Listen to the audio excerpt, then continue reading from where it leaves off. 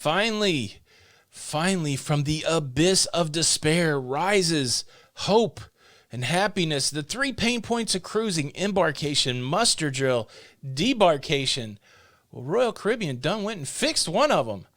It's the best news I've heard in a long time. I know it's something simple, but let's talk about fixing the muster drill plus all the cruise news on today's episode of the Lido Loca Cruise Show.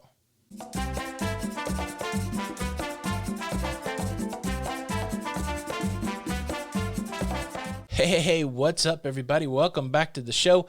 I'm your host, Tony. If you enjoy that cruising and travel content, please consider subscribing with the notification bell on. That way you don't miss out on any of the cruise news. Before we jump into that cruise news, I just want to say how proud I am of many of you who took on the role of cruise line CEO yesterday and determined which amenity on a cruise ship had to go. I asked you guys, if you were the boss, would you ditch the hot tubs, the arcade, the main dining room, the main theater, or the casino? Now, I was really just looking for personal preference. Like, if I was going to dump one of these, I would probably dump the thing that I use the least, and that would be somewhere in between the arcade and the hot tub. I probably would have dumped the hot tub over the arcade, to be honest. But some of you fine folks said, if I'm the CEO, I've got a responsibility to this company. I got to make this company some money. So let's look at it from what makes the most money. Well, I tallied the votes.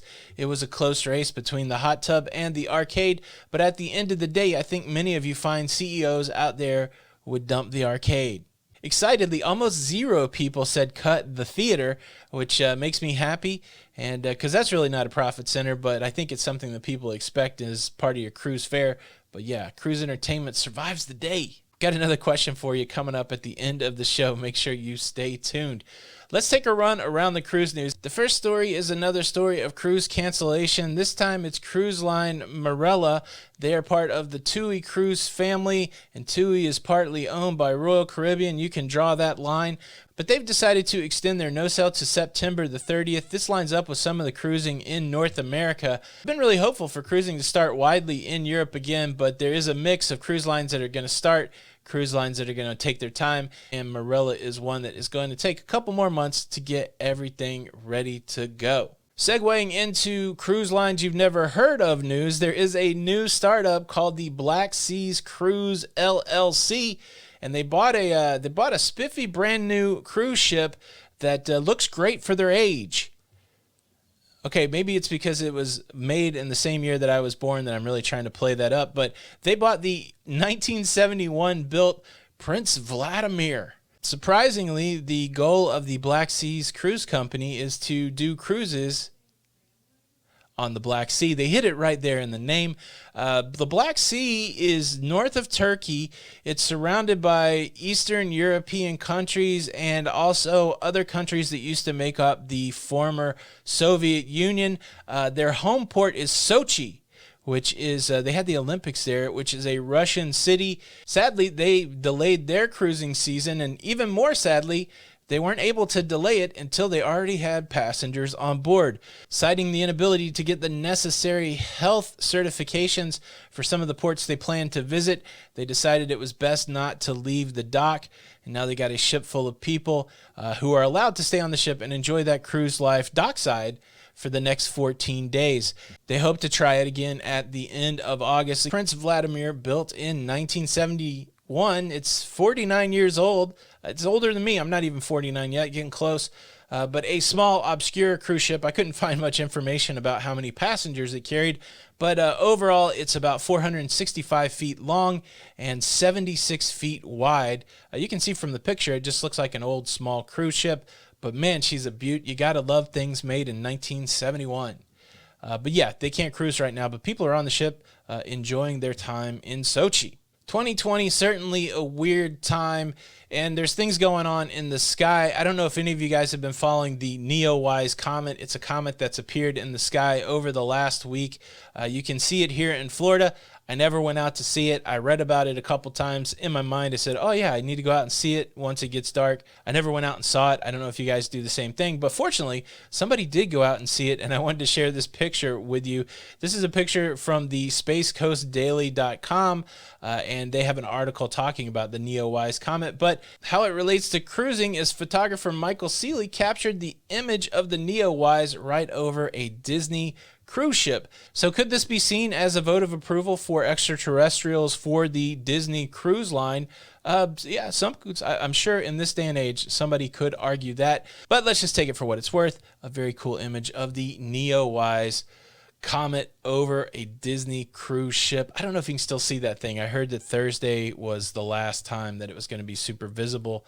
I could be wrong. Give me some help in the comments. I have another feel-good story related to cruising. I want to tell you about 81-year-old piano player Bobby Reynolds. Now, Bobby is a entertainment type dude that lives in Florida, but what he likes to do for the Alaska cruising season is he likes to move himself up to Alaska and play piano. The way this normally works for Bobby Reynolds is he leaves his home in Fort Lauderdale, he makes his way to Juneau, Alaska during the cruising season, and he sets up residency there at the Red Dog Saloon. He's been playing at the Red Dog Saloon in Juneau for 10 years, and he is a staple for tourists that are visiting Juneau via cruise ship. Well, if you know anything about 2020, there are no cruise ships in Juneau, but the dude still wanted to get out of Florida and go to Alaska. He contacted a local grocery store owner and said, I'm a man with a piano and nowhere to go.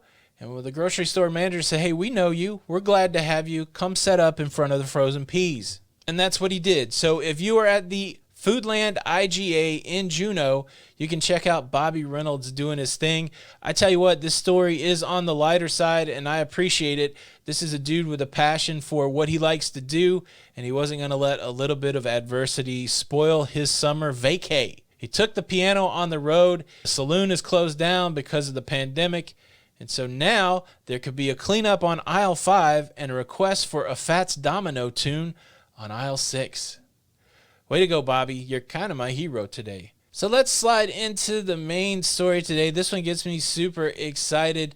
I've talked ever since I went cruising that I thought the muster drill, while necessary, was very challenging. I've had good muster drills, bad muster drills. Some muster drills where I've stood 20 or 30 minutes in the hot sun while we waited for people to show up. Other muster drills pretty easy. Set in a casino one time, no big deal. But overall, it's something that stops the fun. One of my favorite cruise t-shirts out there is the muster drill, stopping bar service since some year. Very entertaining t-shirt.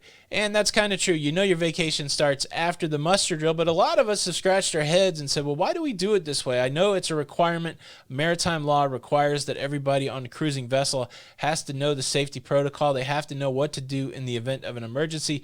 They have to know what to do with their life vest. They have to know how to get to their lifeboat. All those things, essential, important, life-saving type things. But is there a better way to do it? And Royal Caribbean said, let's try. And it really feels like something they were working on prior to the pandemic. But now in a time where we're talking about things like physical distancing, social distancing, cruise lines are looking hard at social gatherings on cruise ships and saying, well, how can we make those less necessary? And they've tackled this with the muster drill. Very simply, on your mobile device, you can watch the safety briefing. A series of information is presented to you, all the same information presented in the safety drill. This is something that you can work on even before the muster drill, but when the call to muster comes, after you've worked through the whole process on your mobile device, you just show up to your muster station, proving that you know where your muster station is, and then a crew member is going to check you off and say that you're good.